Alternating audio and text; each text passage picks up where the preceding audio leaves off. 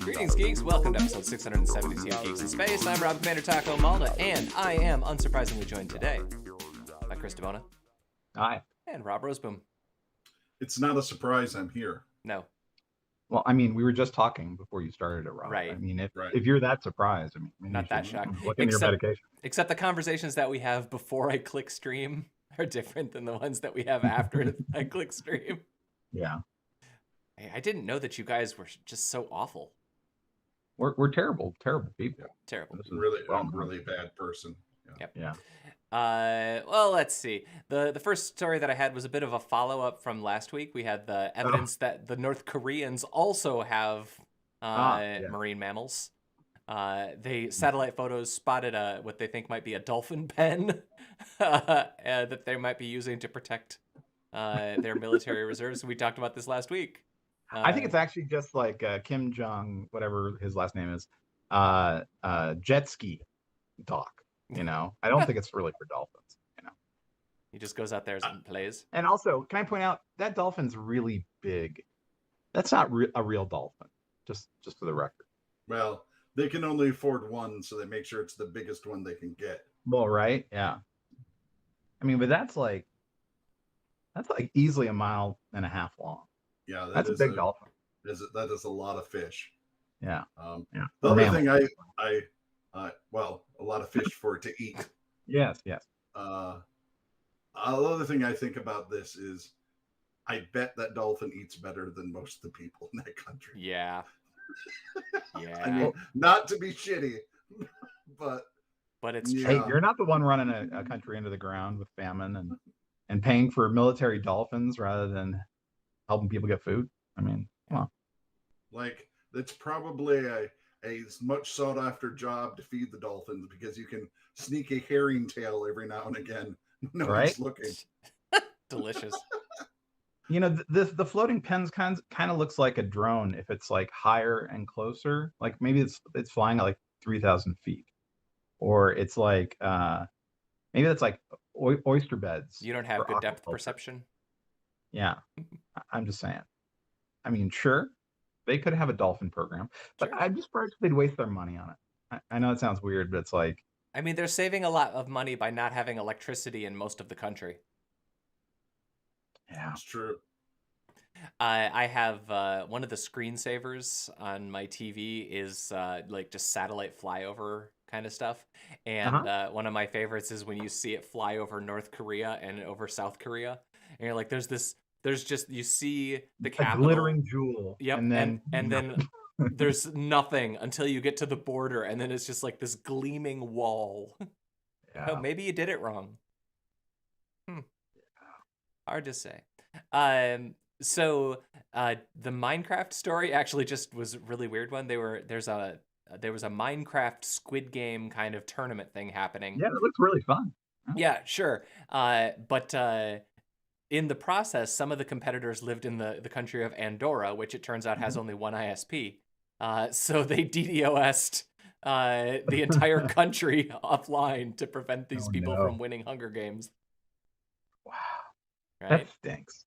You know, what a jerk thing to do, you know? That does remind me of way back in the good old days when I kept taking the internet down for all of Holland. Well, you know, if you weren't going to do it, somebody had to. Going to have to, you know, so. We only had Holland was served by one T1 or something, you know? Yeah, there were basically at the time like only 3 or 4 T1s publicly accessible in the whole city, and I ruined the one that was the only public one. That was the Image company. It was the Makatawa Area Freenet, which was the local ISP. The sysadmin was my professor in the computer science department, so I had Hope College internet by day, and I had Makatawa Freenet bandwidth by night. Ah, the good old days. That's right. But yep, the whole T1, I saturated it. Oops. So enough time has passed that I can talk about this. When it was like 2005 or 2006, and we brought out a new update to Google Earth, and we took out Europe because people were so keen to get those images and look at them. Yeah, it just basically it brought Europe to a crawl. Wah, wah. And it was like, oops, haha, sorry. But yeah, Oops. it was really something. I don't know. I'm really trying to avoid reading things about Ukraine and Russia and Belarus and all of that because it's stressing me out a lot. But I just thought this story was just interesting because hacktivists broke down the rail system in Belarus to try to slow down military buildup. And what a weird form of, I guess, civil disobedience, state-sanctioned war-like activity, infrastructure damage. I don't even know what you call it's funny this. because it's actually they're saying it's Belarusian hacktivists, right? So it's people inside Belarus saying to Lukashenko to stop kissing Putin's butt, right? So it's really interesting that this didn't come from one of the other manifold people who like to mess with the the Russians. Well, and maybe it is, and this is just the spin on the story. Who the heck knows at this point? But I don't think I believe in anything anymore. You're muted, Rob. I don't necessarily want war to break out either, but no, who does? Just hear me out. Okay. Right? Okay. I think this might be good for us for a couple of reasons, right? It's finally someone big enough with a proper army that isn't necessarily guerrilla tactics that we could fight. I give you the Andre the Giant fighting multiple people versus just one in The Princess Bride sort of thing. The United States is not very good at fighting guerrilla wars. That's not where we excel. So they actually have some conventional weapons. So it might be a better fight for us. And their military, even though it is quite large, particularly their Navy, is just ground down to nothing because they haven't had the money to keep up on things. A lot of their weapon systems are outdated. It would be a mess because they are good fighters and they do have a lot of equipment. But I think it's one we could win. And I think a lot of the angst we see with those MAGA people right now is simply they want to prove that America is leading the world. And this would be good for all those folks. Unfortunately, thousands and thousands of people would have to die to get those people more on board. I mean, look, we've had almost 1 million people die of COVID, and they're fine with that. Yeah. So what I'm guessing is that Vicini would be Lukashenko, and then Prince Humperdinck would be Putin, and I'm trying to figure out like the mapping of Princess Bride characters to the Crimean conflict. Can Biden be Buttercup? He probably wants to be Montoya or Wesley or something like that. He's probably Peter Falk, and all this. He's kind of like that age. Let's be clear. Trump is all of the characters. No. So I'm trying to figure out who's Germany. Like, is Germany? Because it's probably Billy Crystal's character, because Germany will have to do more than just send helmets. I mean, they're part of NATO, right? So if NATO decides they're going to go in on the side of Ukraine, then Germany has to step up. So who stepped up at the very end of Princess Bride? I hesitate to say that Germany is a wheelbarrow and a Holocaust cloak. but I said it. Time to ban mouse. Yeah.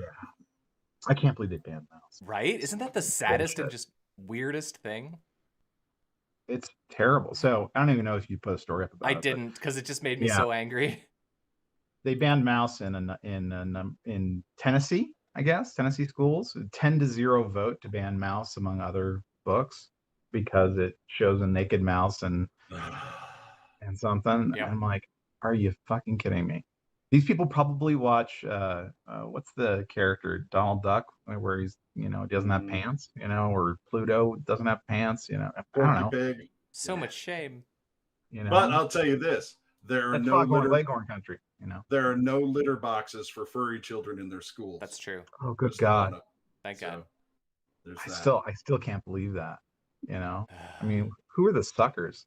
And who created that meme? Some guy on 4chan, probably, you know. He's grinning all the way to the not bank because you don't Well, make you money. know, where all these QAnon people went, now they're just doing pranks against Michigan high schools. I think a lot of them are just figuring out ways to do Bitcoin and NFT scams.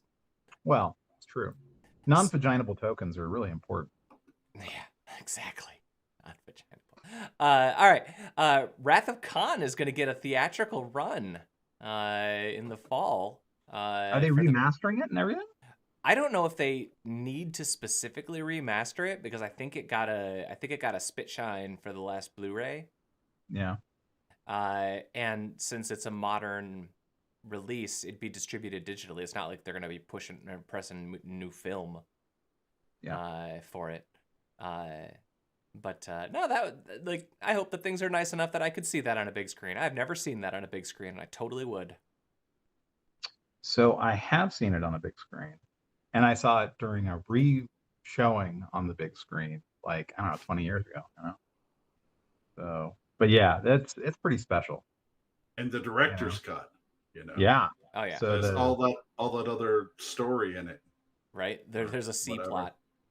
Yeah. Is there like extra Ricardo Montalban chest? Where it turns out Khan and Kirk actually ran a survival school back in the day. And they're really two sides of the same coin. Yeah. You know? Yeah. That's right. And Kirk was supposed to front much of the money, and Khan was supposed to do the hands-on stuff. Kirk didn't put out his share, and Khan ended up staying with the survival students on the planet until he found a way to get off. Is there any chance? That's not what it is. You know what it is, Robert? It's they have like all this B plot and like inserted characters from like Picard and Discovery. No, it's just space orchids. What it is. The whole subplot is fighting space orchids. Yeah, space orchids and like Section 31 or whatever it's called is going to be like hanging around. And it turns out they were secretly the ones who put the Botany Bay on the path with the Enterprise. And then there's going to be a time traveling robot going back to 2024 to fix, that's the year that Khan was born or something. Can he leave his head behind? Yeah. And one of those earbugs is actually a Borg. Yeah, it's a Borg. Yeah, that's what it is. Yep, definitely. When in doubt, it's a Borg queen. So disappointing. See, this is what happens. They take these things and they suck cool things out of them because of what we're worried they're going to do to them. You know, like when Han Solo like walks over Jabba the Hutt's tail in that one cut of A New Hope. It's like, you know what's funny to me about that specific thing? So I listened to this podcast. I've mentioned it before, the Star Wars Music Minute, and they've been going through the movies, but they're all very young, and none of them are. So I grew up on the original VHS tapes that I owned, which did not have any of that malarkey. But these are people who've never, like, they don't even know that the Jabba, that Han Jabba scene was something that was inserted and done later. And so they had a whole discussion, like a 5-minute long discussion about that scene during the episode that was of that. And none of them really thought through the fact that like that was not supposed to be in that. Like their understanding of that, the context of that was just not there. It was really just weird to see. Like that's how it works, right? History is forgotten. So we need to make sure that we have time to talk about the latest episode of Boba Fett at the end of the podcast. All right, let's move through a few more items. I don't think we have too much more. So we have a Falcon 9 booster that's going to hit the moon. Yeah, that they launched it a few years ago. It was for a deep space probe, I guess, and it's just slowly making its way there. They think it's going to land on the dark side, which is probably the best place for it to land, because we wouldn't want it to mar up our beautiful moon. Yeah, with a crater. But no, they think that this is the first time that we're going to crash something to the moon by accident. So weird, right? Yeah. I mean, it's like because we rammed that lunar probe into it to see what it would do. Right, but we did that on purpose. Yeah, we did that on purpose. Well, we wanted to test our earthquake sensors. I think we wanted to test in that case the lunar. It was the earthquake sensors. Measures. And, and the Well, earthquake sensors. But one of the first things you have to determine as a scientist is whether or not you can have a demolition derby someplace. So that was a very good test for that. No, you know what it was? When that guy was a kid, he was playing basketball, right? And they said, "Dude, you couldn't hit the broadside of the moon." And he's like, "Fucking watch me, you sons of bitches." And he spent the next 40 years working on figuring out how to convince NASA that this is science. And then you know what happened? That thing happened, and he sent an email to that classmate, and he said, "Hey, I know that you're like, like a used car dealer or whatever, but you remember when you said I couldn't hit the broadside of the moon?" Is there a more powerful force in the universe than science spite? I don't think so. It's the best. Oh, yeah. Good God. Yeah. What's the movie that has Nazis on the moon? Iron Sky. Yeah. Yeah. Magnum says that it's going to crash into the alien base, but I think that it's going to crash into the Iron Sky headquarters. Man, I loved that movie. I did too. It was so good. The second one was just not nearly as good. I didn't even make it through like the first 20 minutes. It's kind of not even worth your time. Yeah. Also, Magnum suggests in our Princess Bride World War III story, he suggests that Biden is Fred Savage. Which seems... There's too much kissing in this war. That checks out. So did you see the Fight Club story about China's Fight Club? Yeah. I did. I didn't read what they changed. All right, so I will tell you now, and it will boggle your mind. So yeah. So you know the scene at the very end where they watch the buildings collapse? Yeah. So the movie ends before they get to that shot. And it is instead replaced with a card that says something to the effect of, "These people, including Tyler Durden, were arrested and put in mental institutions." The police rapidly figured out the whole plan and arrested all criminals, successfully preventing the bomb from exploding. Tyler was sent to a lunatic asylum for psychological treatment and was later discharged. It would be a lot of fun to Chinese ends of movies like that, like Seven, where they're like, "What's in the box?" and they never look. And the box was lost forever. And no one still knows what was in the box. But it turns out it was just a cake from the local bakery. Please support the Communist Party. But John Doe was arrested and spent the rest of his life in jail. Yeah. Because they pulled all the stuff about Freddie Mercury being gay from Bohemian Rhapsody. So it was 4 minutes long. Yeah, pretty short. Pretty short. Anyway, I just thought that was great. The Tyler Durden in a mental... sure. All right, cool. You watched a different movie than me for sure. Yeah, I mean, this is the thing about China, and because there's all this talk about the 10 movies that China's going to allow from the West, and everyone tries to curve fit, some Chinese people and characters and not offend the party, and it's just like, well, Marvel's tried twice, right? They did the Chloe Chow directing the Eternals, but they don't like her, and they did. Well, they don't like her, and they don't like the gay people in the Eternals, and so they don't want to put it up. Shang-Chi they didn't like for whatever reason as well. Yeah. Well, c'est la vie. So you shouldn't change yourself for China, Hollywood. They sure are trying. Yeah. Chris, you shared a story that I don't know what it was. It's a TikToker about 400K subscribers. I don't even know what this is. Yeah. So Commander Carl, so he does TikTok videos. Wait, I'm gonna load it here for you. Where he does the reload animations from video games, but with things around the house, and it's just silly and fun. That's fun. Like, here's a toaster. That's fun. Good for him. Right? Yep. So his channel is just him doing ridiculous things like replacing a 9-volt battery. He's like he's like the equivalent of the low budget cosplay guy. But for gun reloadings. Cock. I have to send this to Kathleen. I think she will enjoy it. And it plays like the Half-Life sounds. And he's got a Half-Life tattoo, which I thought was really a nice touch. Committed. So I just thought it was funny, and I wanted to share it with you, my friends.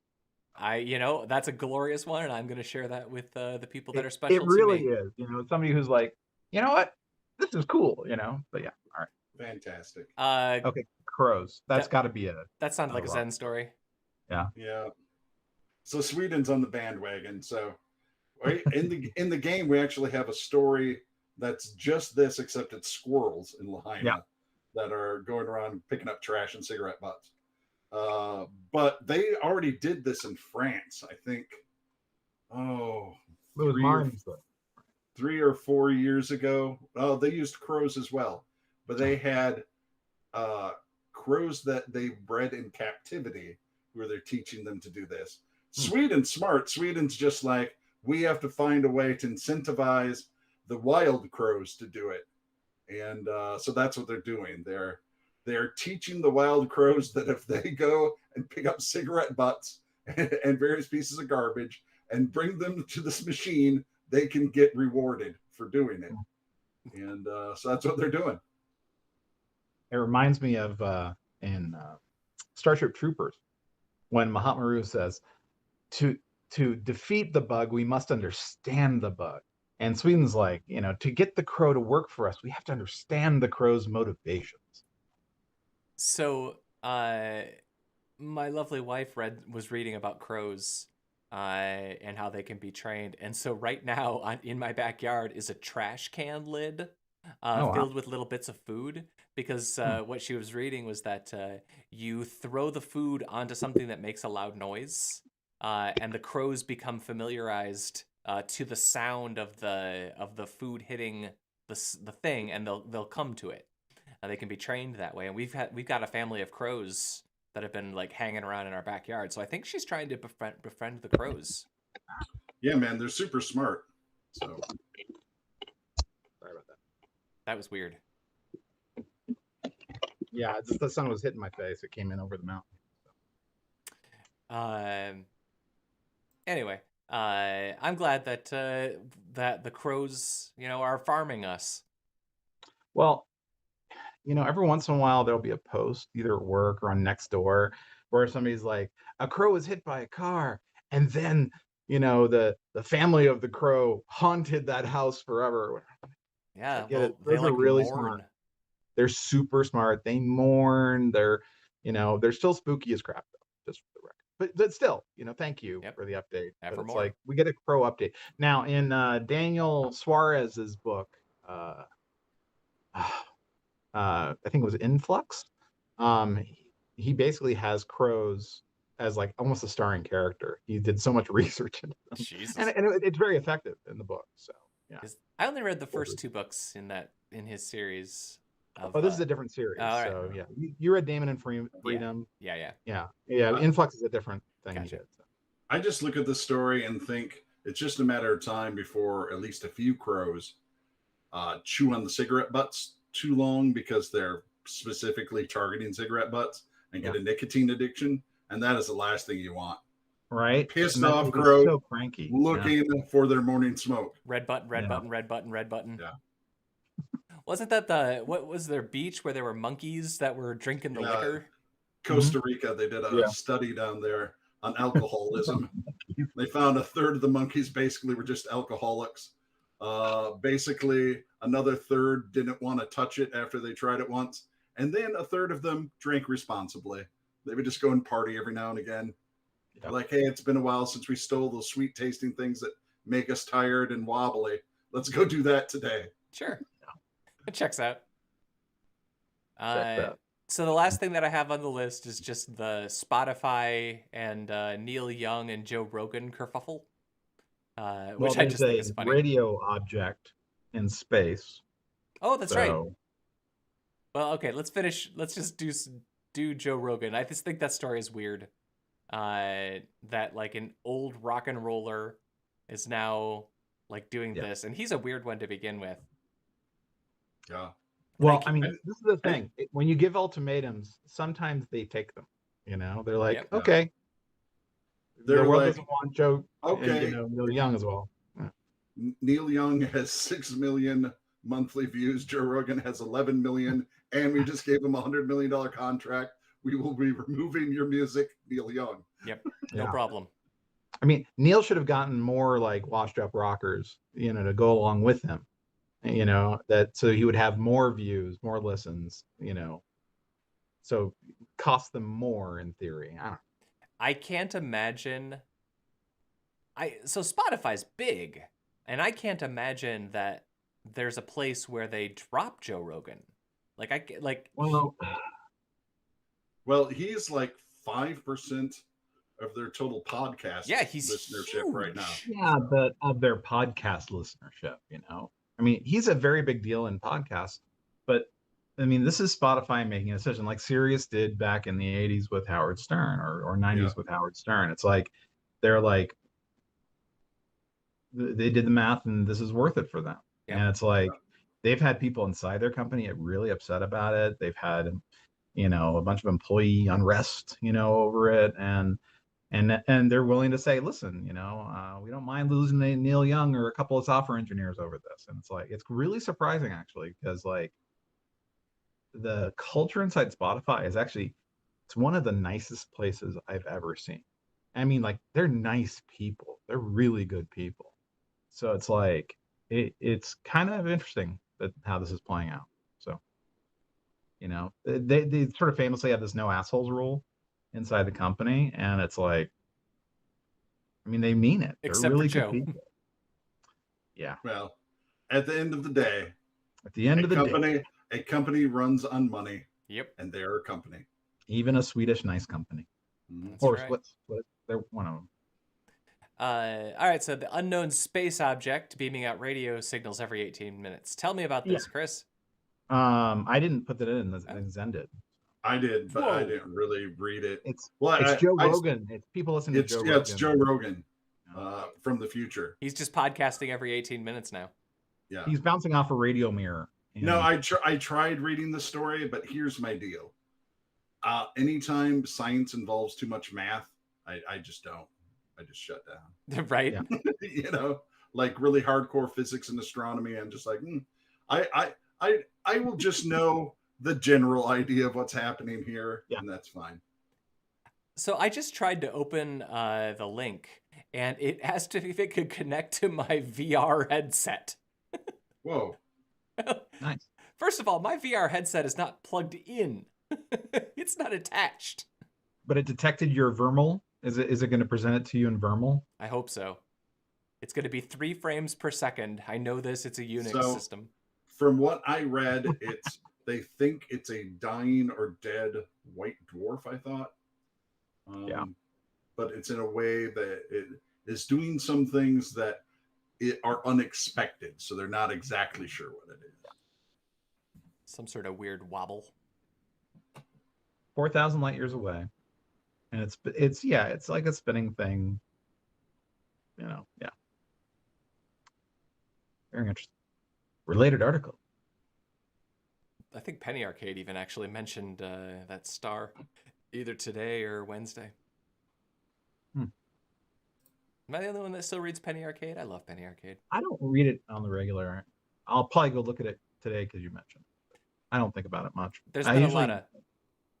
Yeah, go ahead. There's been a lot of Boba Fett on there in the last couple of weeks because see how I segue back to Boba Fett.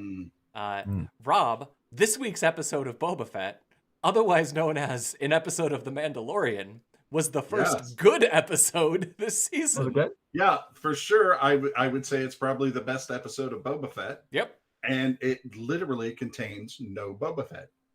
Like, not even a second. There's no Boba Fett in it at all. None. There was no Boba Fett in the Boba Fett show? Nope. Isn't that like not having the Witchblade in the Witchblade show? There was no Witchblade. No Boba Fett in the Boba Fett show. Yep. And it was the best episode of the season. It is literally sort of a wrap-up, well, not wrap-up, but like a continuation of The Mandalorian. It is showing what happens after Grogu's gone and how our favorite Mandalorian is doing. And no Boba Fett whatsoever. Which did they try to tie it into the Boba Fett, Vespa story? I mean, at all? Or it's really the only thing that it has connected to the main storyline is another character comes and says, "Hey, you should come work with me and Boba." Yep. At the very end. But that's the last 3 minutes of the episode. It's also And when Rob Maldus is 3 minutes, I think he's being generous. It would surprise me if it was more than a minute, to be honest with you. But I thought the episode was actually really entertaining. I enjoyed the montage of building his ship. Sure. I enjoyed the whole sequence with him testing his ship. I enjoyed Ringworld. All great stuff, and sort of a reminder, quite frankly, of how much better The Mandalorian was than the Book of Boba Fett. That's what I thought. I thought, why would you have such a departure, first of all, and not have the main character in it? Also, you have very limited episodes to make me believe that Boba Fett was one of the best bounty hunters and most feared bounty hunters in the universe, and he is making a slight ethical shift about what he wants to do with the rest of his life. They have all the bricks to make a decent story. They just haven't yet. And now they have an episode with no Boba Fett at all. None of that story moves forward at all. None of that plot moves forward. There's just, here's what the Mandalorian has been doing before he's offered a job. And that's the whole episode. They are, quite frankly, they are pissing away one of the coolest and most iconic characters of the Star Wars mythos, right? Yeah. Fan favorite, so left weird. by wayside. Yeah, it's so just weird. It's really strange to me. Is Jon Favreau in charge of this one? Yeah. I mean, he's still writing all of them. Oh. Yeah, And then you remember he was part of the first Daredevil, so. Yeah. Yeah, the Mandalorian to me, though, just seemed like they figured out what Star Wars fans like. Yeah. Gave you a ton of that and gave you a story that wasn't necessarily stuck in a whole lot of backstory that you didn't understand. It was accessible, right? And it was entertaining for if you knew a lot about Star Wars or not. Yep. And I don't get so much of Boba Fett is I mean, even when the Wookiee gladiator breaks into his place, right? That's Jabba's temple. He has guards, he has doors, and a 9-foot tall, electrode brass knuckle wearing Wookiee just walks through, goes to his bacta tank, pulls him out, and beats the shit out of him for a good long while before anyone shows up. In all fairness, Luke managed to get in. R2-D2 and C-3PO managed to get in. Everybody has managed to get in that we've known in Star Wars. But Luke is one of the most powerful Jedi in the world, and C-3PO and R2-D2 aren't a danger. Yeah, right. They were just droids getting jobs. Yeah. I don't know. R2-D2 had a lightsaber inside. That's not safe. Yeah. Well, Jabba the Hutt clearly had poor inspection of his incoming droids. Well, Black Xantan is a big deal in the comic books, I guess. He is, but he's not known for his stealth. He's not a ninja. Nope. He is a giant ex-gladiator who likes tearing apart things with his hands mostly. You know what's funny is that I actually kind of was okay with that, but only on the grounds that, as far as I can tell, there are only 5 people living in Jabba's castle at that point. So, maybe you just parachute in. I don't know. There's not a lot of people. This is one of those times where I wish I could see the ratings, right? Because what I'm worried is that as much as we think The Mandalorian was, right at the heart of what we think of as Star Wars and what's redeemable about Star Wars, maybe it did really poorly. And that people are out there watching the other crap so hardcore that, this Boba Fett nonsense is it could be disturbingly popular, and that's where they're going to take things. So the streaming... Right? That's the worry. The streaming Nielsen's the only show that we've talked a lot about is WandaVision. That's the only one that gets the big ratings. All these other shows, they're not at the same tier, and maybe that's because Disney's hiding their numbers. For Disney, for sure, Peacemaker is a juggernaut. For sure, but that was amazing. I'm just talking. I guess I'm talking about last year. They released all the numbers for last year's report. and there were very few Disney shows on there. It's totally dominated by Netflix and Hulu shows. And I don't know if that's just Disney's, how they release their numbers or how they measure, but WandaVision was the only show that showed up. So I wonder if the ratings aren't, less than what we think, or if Disney's just measuring it in their own way. Yeah. I would, Peacemaker, I haven't watched the new one yet. I have a child that likes it, so I had to save it for tonight. Yeah, I've only done 2 out of the 4. So. Ugh. I watched it. I won't spoil it for you. Okay, don't. It continues to be pretty good. Pretty good. Pretty good. They are trying to be more heartfelt as the season goes. And this one sort of has a sort of buddy moment in it. None of it is too much for me yet, though. It hasn't gone too sappy. They're just adding just a little bit of heart each episode. And there is a hilarious mini boss fight scene in this episode that I'm still laughing thinking about.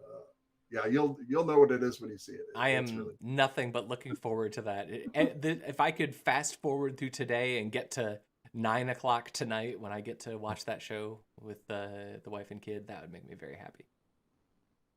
But I probably have more important things to do. Maybe. That's a lie. I have nothing to do today. As long as Peacemaker and Harcourt don't end up hooking up in the show, I will be fine with it.